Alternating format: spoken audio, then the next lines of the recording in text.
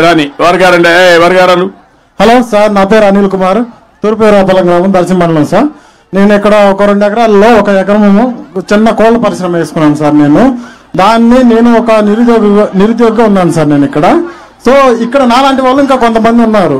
వాళ్ళందరూ ఏంటంటే అందరూ స్వయంగా ఉపాధి కల్పించుకోవాలంటే కొంచెం చిన్నపాటి అవకాశాలు అందరి దగ్గర ఫైనాన్షియల్గా ఉండవు సార్. ప్రాబ్లం అదొకటి ఉంది. కానీ బ్యాంకులో ఇప్పుడు గేదెలకి వాటికి ఇచ్చినంత ఈజీగా ఈ కోళ్ళ పరిశ్రమ మీద లోన్లు ప్రొవైడ్ చేయట్లేదు సార్. మేము దానివల్ల చాలా ఇబ్బంది పడుతున్నాము. అంటే నేను ఒక్కనే అందరూ అనేది జాబ్లో ఉండకపోవచ్చు. కొంతమంది నిరుద్యోగులు ఉంటారు, స్వయం ఉపాధి కోరుకునే వాళ్ళు ఉంటారు సార్. మాకు దీని మీద మీరు ఏమి చెప్పాలనుకుంటున్నారు? ఏ భరోసా మా లాంటి వాళ్ళకి మీరు ఇవ్వాలనుకుంటున్నారు సార్? ఏం చదువుకున్నావా? నేను డిగ్రీ చేశాను సార్. డిగ్రీ ఏం చేసావమ్మా? డిగ్రీ చేసిన తర్వాత గ్రాఫిక్ డిజైనర్ గా 1.5 years జాబ్ చేశాను సార్. తర్వాత నేను ఓన్ గా ఇలా ప్రొడక్షన్ చేసుకుంటున్నాను సార్. ఇప్పుడు ఇంటి దగ్గరనే వర్చువల్ గా కూడా వర్క్ చేసే వర్క్ ఫ్రమ్ హోమ్ ఉంది. అవును సార్. నువ్వెందుకు ఆ పని కూడా చేయకూడదు? కొన్ని రోజులు ఫ్రీలాన్సింగ్ చేశాను సార్. కానీ నేను ఇంకా కొత్తగా దీని గురించి ట్రేడింగ్ వైపు అలా వెళ్దామని. రెండు కూడా చేయొచ్చుగా తాత్కాలికంగా. చేస్తున్నాను సార్. ఆదాయం వస్తుంది, ఇందులో ఆదాయం వస్తుంది సార్. దాన్ని నేను అప్పుడప్పుడు ఫ్రీలాన్సింగ్ కూడా చేస్తుంటాను సార్. నేను ప్రీవియస్ గా చేసిన వాళ్ళు ప్రాజెక్ట్ ఇస్తే దాన్ని కంటిన్యూ చేసుకుంటుంటాను. మీరు చెప్పినట్టు యువత ఊర్లో ఊరుక ఉండకుండా ఇప్పుడు వర్క్ ఫ్రమ్ హోమ్ వచ్చింది. ఇంటి దగ్గర కూర్చొని ప్రపంచంలో ఏ కంపెనీకి కావాలన్నా పనిచేసే అవకాశం వచ్చింది.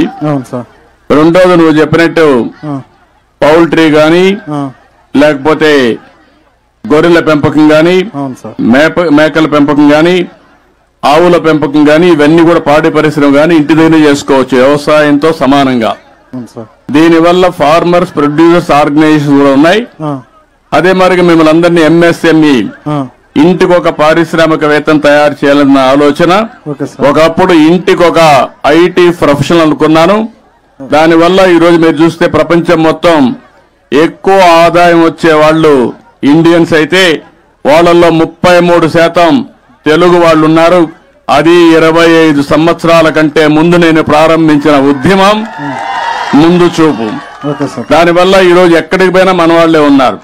ఇప్పుడు నేను ఆలోచించేది 1 family 1 entrepreneur. ఒక కుటుంబానికి ఒక పారిశ్రామికవేత్త ఎంఎస్ఎంఈ పెట్టాలి. తొందరలోనే ఒక రతన్ టాటా ఇన్నోవేషన్ హబ్ అమరావతిలో పెడతాం.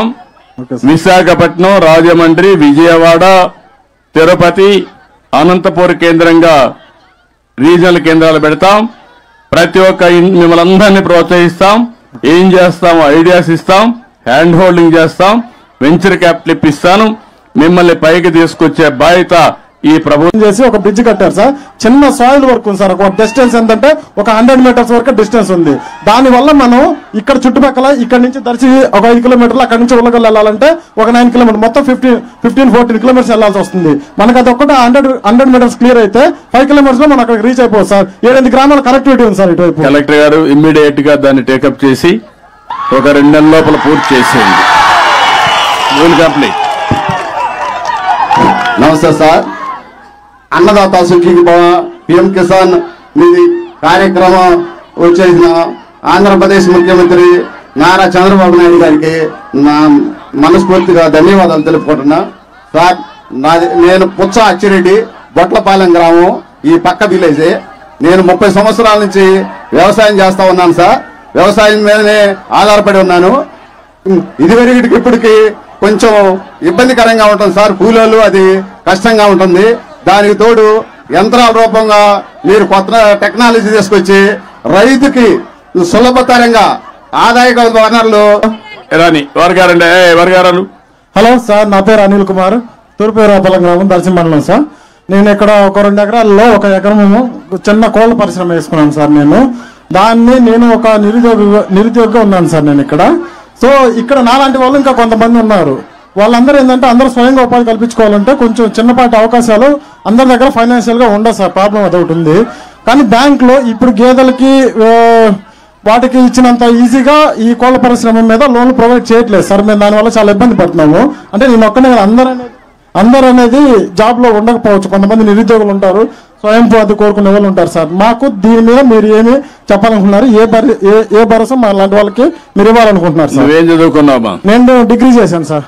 డిగ్రీ ఏం చేసావమ్మా? డిగ్రీ చేసిన తర్వాత గ్రాఫిక్ డిజైనర్ గా 1.5 years జాబ్ చేశాను సార్. తర్వాత నేను ఓన్ గా ఇలా ప్రొడక్షన్ చేసుకుంటున్నాను సార్. ఇప్పుడు ఇంటి దగ్గరనే వర్చువల్ గా కూడా వర్క్ చేసే వర్క్ ఫ్రమ్ హోమ్ ఉంది. అవును సార్. నువ్వు ఎందుకు ఆ పని కూడా చేయకూడదు? కొన్ని రోజులు ఫ్రీలాన్సింగ్ చేశాను సార్, కానీ నేను ఇంకా కొత్తగా దీని గురించి ట్రేడింగ్ వైపు అలా వెళ్దామని. రెండు కూడా చేయొచ్చుగా తాత్కాలికంగా. చేస్తున్నాను సార్. అందులో ఆదాయం వస్తుంది, ఇందులో ఆదాయం వస్తుంది సార్. వస్తుంది సార్. దాన్ని నేను అప్పుడప్పుడు ఫ్రీలాన్సింగ్ కూడా చేస్తుంటాను సార్. అది నేను ప్రీవియస్ గా చేసిన వాళ్ళు ప్రాజెక్ట్ ఇస్తే దాన్ని కంటిన్యూ చేసుకుంటుంటాను. మీరు చెప్పినట్టు యువత ఊర్లో ఊరుక ఉండకుండా ఇప్పుడు వర్క్ ఫ్రం హోమ్ వచ్చింది. ఇంటి దగ్గర కూర్చొని ప్రపంచంలో ఏ కంపెనీకి కావాలన్నా పనిచేసే అవకాశం వచ్చింది. రెండోది నువ్వు చెప్పినట్టు పౌల్ట్రీ గాని, లేకపోతే గొర్రెల పెంపకం గాని, మేకల పెంపకం గాని, ఆవుల పెంపకం గాని, ఇవన్నీ కూడా పాడి పరిశ్రమ గాని ఇంటి దగ్గర చేసుకోవచ్చు వ్యవసాయంతో సమానంగా. దీనివల్ల ఫార్మర్స్ ప్రొడ్యూసర్స్ ఆర్గనైజేషన్ కూడా ఉన్నాయి. అదే మరి మిమ్మల్ని అందరినీ ఎంఎస్ఎంఈ ఇంటికి ఒక పారిశ్రామికవేత్తను తయారు చేయాలన్న ఆలోచన. ఒకప్పుడు ఇంటికి ఒక ఐటీ ప్రొఫెషనల్ అనుకున్నాను. దానివల్ల ఈ రోజు మీరు చూస్తే ప్రపంచం మొత్తం ఎక్కువ ఆదాయం వచ్చే వాళ్ళు ఇండియన్స్ అయితే వాళ్ళల్లో 33% తెలుగు వాళ్ళు ఉన్నారు. అది 25 సంవత్సరాల కంటే ముందు నేను ప్రారంభించిన ఉద్యమం ముందు చూపు. దానివల్ల ఈ రోజు ఎక్కడికి పోయినా మన వాళ్లే ఉన్నారు. ఇప్పుడు నేను ఆలోచించేది 1 ఫ్యామిలీ 1 ఆంటర్ప్రెన్యూర్. ఒక కుటుంబానికి ఒక పారిశ్రామికవేత్త ఎంఎస్ఎంఈ పెట్టాలి. తొందరలోనే ఒక రతన్ టాటా ఇన్నోవేషన్ హబ్ అమరావతిలో పెడతాం.